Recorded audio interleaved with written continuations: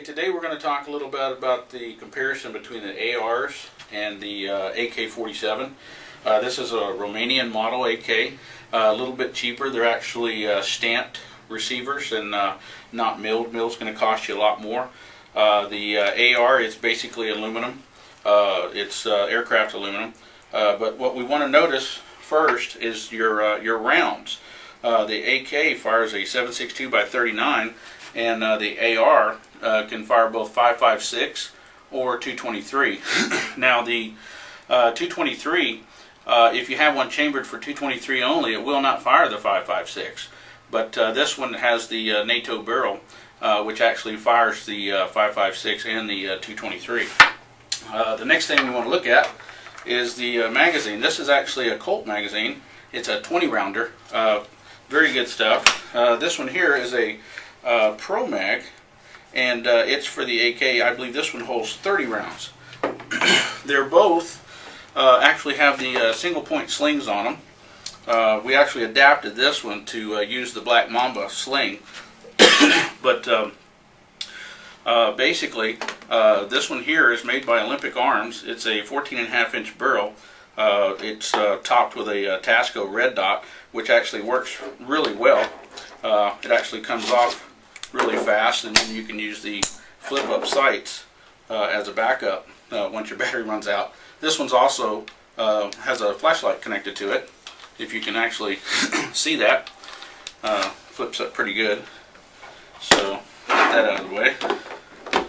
And this one here is the AK. It's the Romanian model, and it actually has the folding stock, which I kind of like that versatility there, and it does have the front forearm grip as well, and it's also has the Picatinny rails on the top and on the bottom.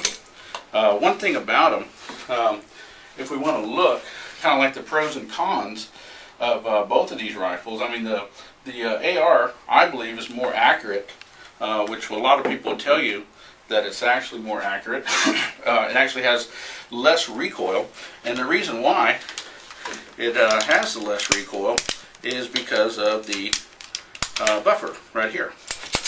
Actually, the bolt, when it comes back, it actually goes into that, and therefore you get less recoil. The AK has a little bit more recoil, but it's still manageable. The reliability on the ARs is probably not as well as the reliability on the AKs, because once they're dirty, they have to be cleaned. But it's just if you have that other conversion that's in here, it's the piston conversion. Basically, it makes it just as reliable. As far as the AK. Basically it's a cheaper gun altogether. You can get these for less than $500. Usually they have the wood stocks. You can convert them over. The ammo is cheap. You can buy a box of these in 7.62 for less than $4. Sometimes a little bit more. These will cost you somewhere around 9 to 10 right now. The AK is very dependable. Now it's less accurate than the AR. The AR is more accurate, and the thing that I do like about the AR also is that you can actually get 22 conversion kits for these things. Now if you look at both of them together, basically they're both battle multipliers. There's tons of accessories that you can actually buy for these. The ammo and the parts are pretty well common. I mean, you can find them basically anywhere, and the use is very simple. I mean, you can learn to break these things down very easily, clean them, and shoot them very accurately. So with that said, I mean, I like both of them. These are both mine, particular models, but I like both of these. Probably the AR a little bit better, but basically that's pretty much a comparison to both models.